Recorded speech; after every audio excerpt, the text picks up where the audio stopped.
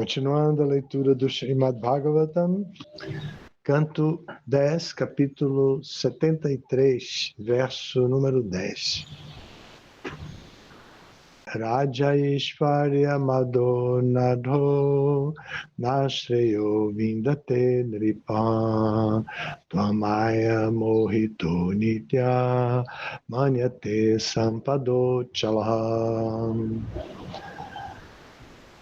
Raja, com soberania, Aishvarya e opulência, Mada, pela embriaguez, o nada, ficando descontrolado, não, Shreya, verdadeiro benefício, Vindate, obtém, Nripaha, um rei, Tvat, vossa, Maya, pela potência da ilusão, Mohitaha, iludido, Anityaha, temporárias, Manyate, pensa, Sampadaha, posses, Achalaha, permanentes.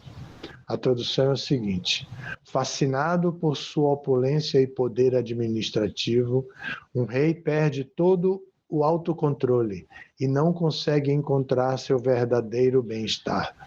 Desorientado assim por vossa energia ilusória, ele imagina que suas posses temporárias são permanentes. Significado: a palavra Unadha indica que alguém inebriado pelo falso orgulho ultrapassa os limites da conduta apropriada.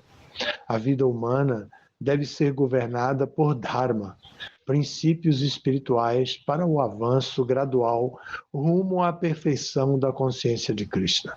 Ofuscado pela riqueza e pelo poder, todavia, um tolo não hesita em agir segundo seus caprichos, contra as leis da natureza e de Deus. Desafortunadamente, é esta a situação atual nos prósperos países ocidentais. Hare Krishna. Então temos aqui a continuação desse capítulo.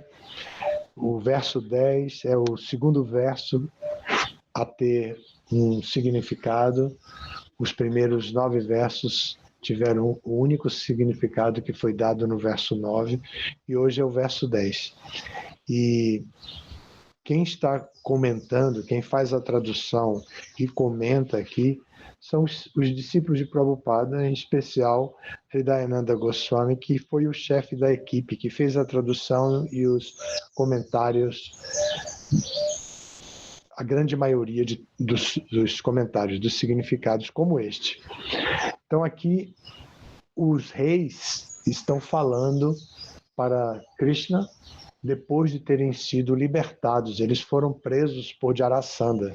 Jarasandha era uma personalidade complexa, um rei abusivo, opressivo, que não tinha visão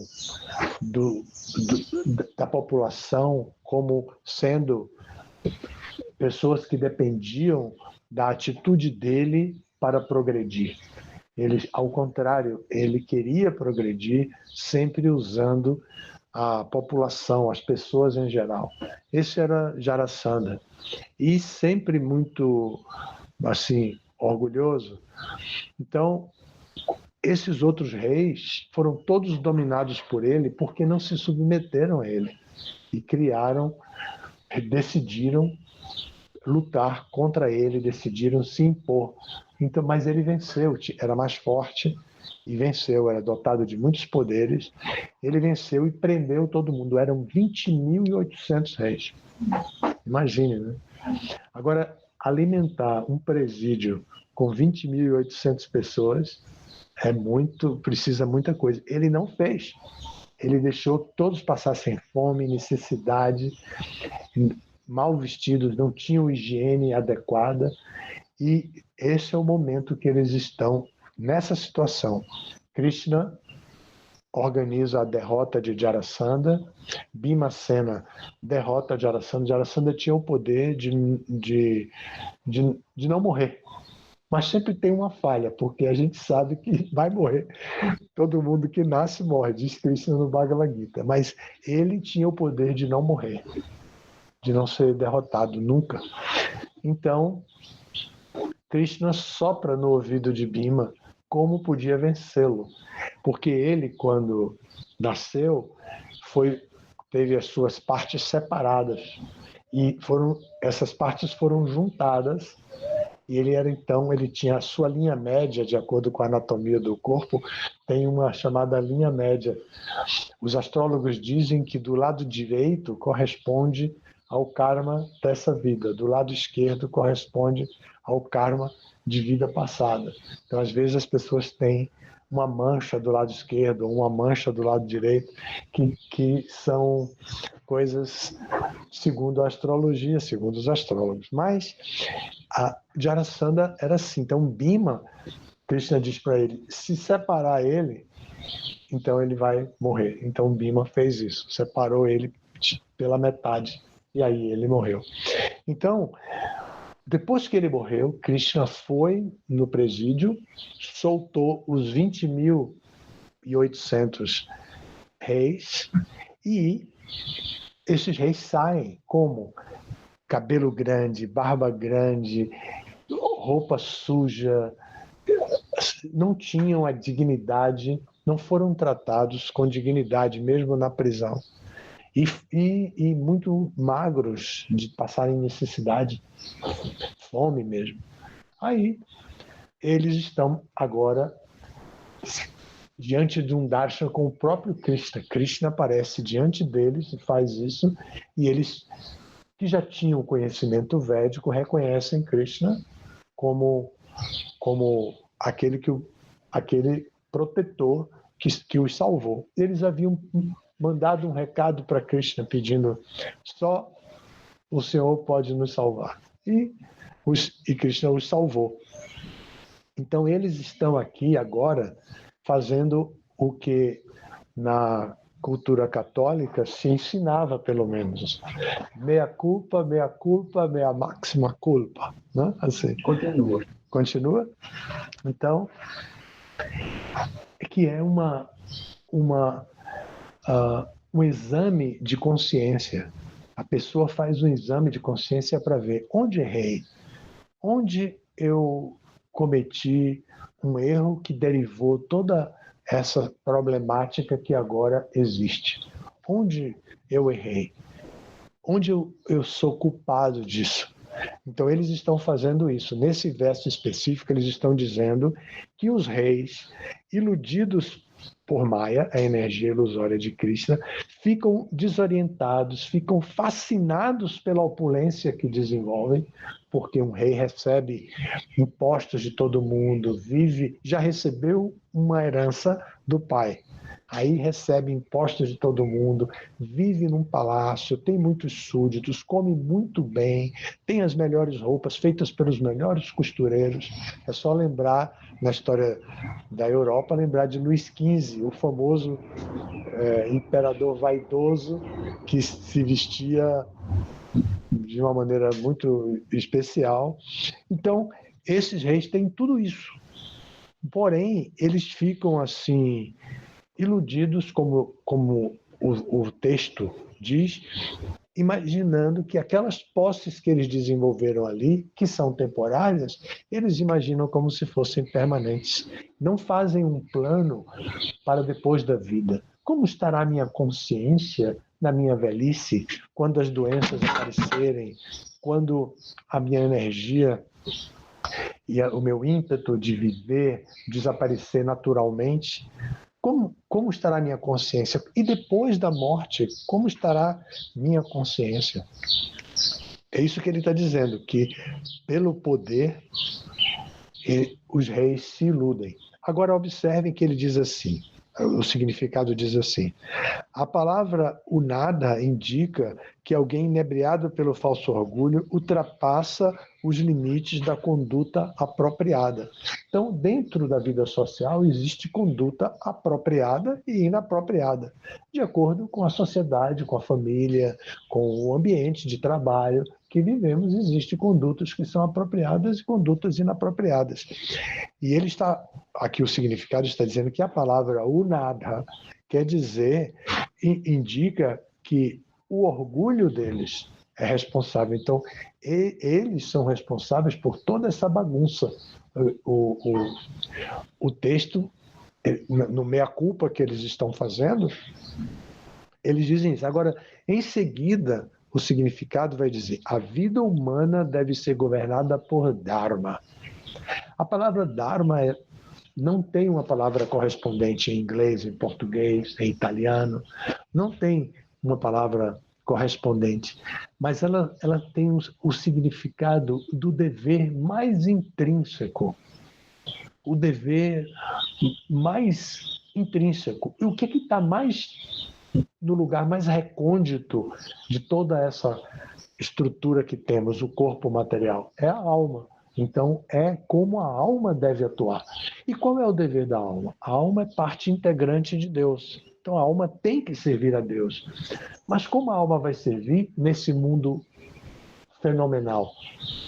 Ela é numenal, ela é espírito e ela está dentro do mundo material. Como ela vai servir? Ela precisa do corpo. Então, o corpo tem que se ajustar à realidade. Não é que a gente tem que aceitar, evidentemente, o sistema como ele é, aceitar tudo que nos é imposto, mas a gente tem que criar uma vida de paz interior, que a gente consiga viver nesse mundo cumprindo com os nossos deveres da maneira adequada, porque esses deveres não são o dever mais intrínseco, mas esses deveres são deveres e precisam ser cumpridos. E isso é o termo Dharma, inclui tudo isso. Depois vai explicar a palavra Dharma como princípios espirituais para o avanço gradual rumo à perfeição da consciência de Krishna. Por quê? A perfeição da consciência, a consciência de Krishna é a atitude mais interna que a alma pode ter, que o indivíduo pode ter, a consciência de Krishna. Mas ela não desperta facilmente, com a varinha de condão. O mestre espiritual vem então com a danda e toca na cabeça do discípulo, da discípula, das pessoas em geral, e a consciência de Krishna. Não é assim, é um processo gradual. E esse processo gradual deve seguir os princípios espirituais, de ouvir sobre Krishna, cantar Hare Krishna, lembrar de Krishna, adorar a Krishna, servir a Krishna de diversas maneiras, com diferentes graus de intimidade. Então, esse é o ponto que está aqui.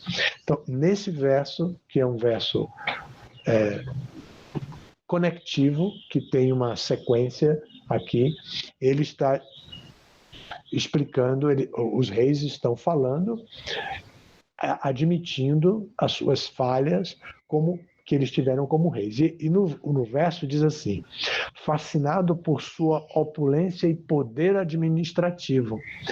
Aqui não fala da autoridade, fala do poder. Poder e autoridade são coisas diferentes. O poder é sistêmico, o poder vem do sistema. O rei tem o poder porque está entronado o rei.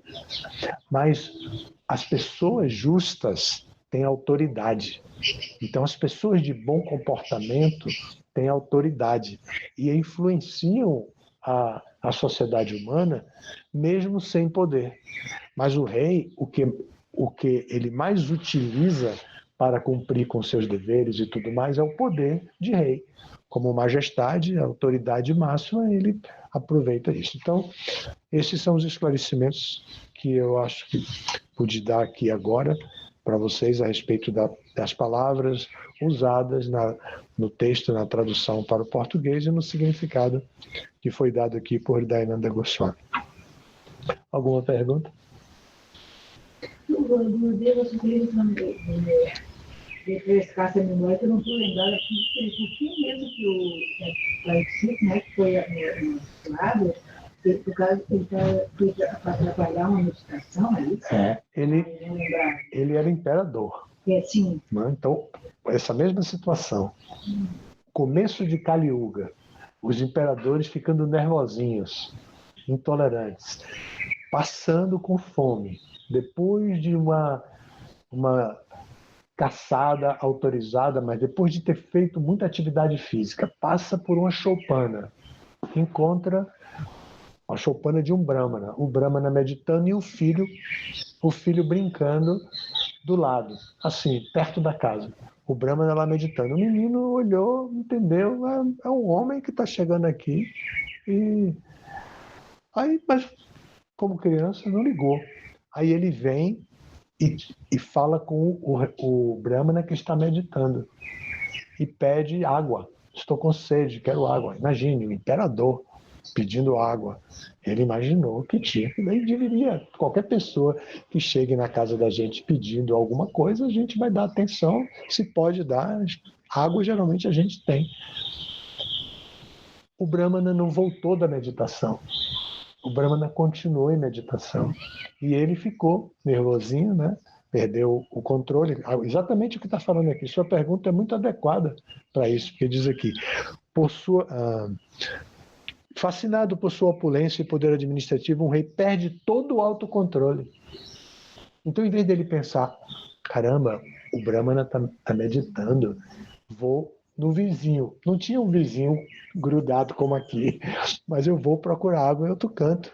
Ele poderia ter pensado isso. Não, ele, ao contrário, ele se deu ao trabalho de procurar uma serpente, uma cobra, matar a cobra, pegar a cobra e colocar como guirlanda no pescoço do Brahmana. E o Brahmana lá meditando, não acordou nem quando o cadáver da cobra foi colocado nele como guirlanda.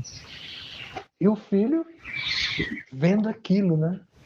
Aí o filho diz assim, você está fazendo isso com meu pai? Meu pai está em meditação profunda no Senhor Supremo, no Brahman.